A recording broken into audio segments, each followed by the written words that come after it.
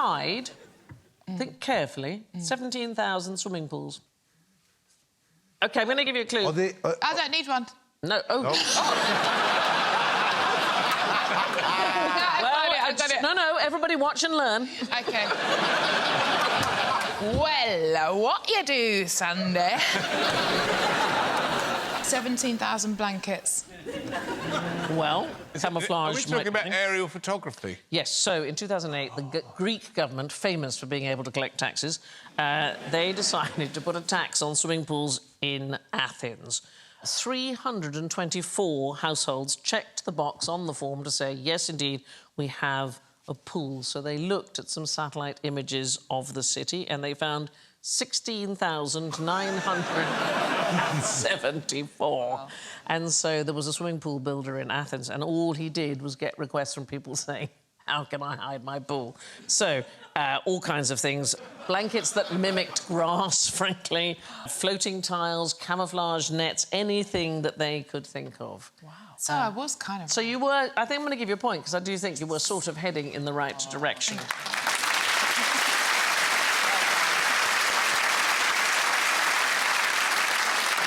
France has got the highest proportion of privately owned swimming pools in Europe, and they're taxed there too.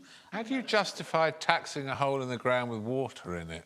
Yeah. You've got a hole there with water in, so that'll cost you. Do you think this guy looks married? I think not. I'm going to go... I'm going to go... That's my husband you're talking about. So, the swimming pool is considered a luxury tax, and there was a time in history when being a bachelor was also considered to be a luxury. Yes. And single people should pay the government for their failure to marry.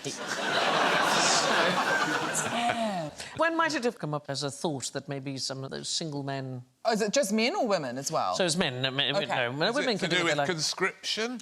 It is around the war, so we are talking about the 1920. Right. It was seen as sinful, it was seen as not doing your duty after the First World War, that bachelors were just having a good time. Sandi, love is a war.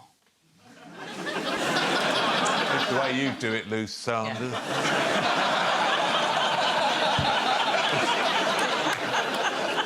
From what I've heard, it's more of a skirmish.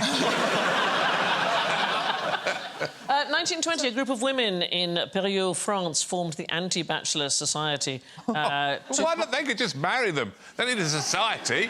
Well, get out there and marry some of these poor bastards. So the problem was there were so many casualties from World War I that there weren't enough men to go around, and what these women demanded was that the bachelors should pay extra tax, they should be banned from voting or holding public office. I love it. I'm all for that, yeah. I have to say, it didn't quite work out, but the government did introduce a 25% tax surcharge on unmarried men and women over the age of 30 because they wanted to boost the ageing population. The English Parliament in 1695 passed the Marriage Duty Act, which taxed bachelors over 25 in a bid to raise funds for war with France. And I have to say, we're not the only country that has had this discussion about a bachelor tax. The United States, there was a big discussion about it. It didn't actually happen, but here is a cartoon suggesting what would happen if this law came into effect.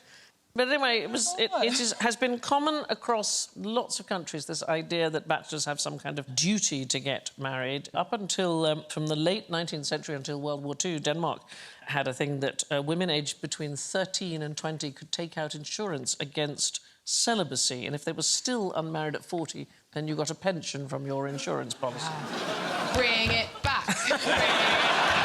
Thank you for watching. Do remember to subscribe to the QI channel and click here to watch more videos.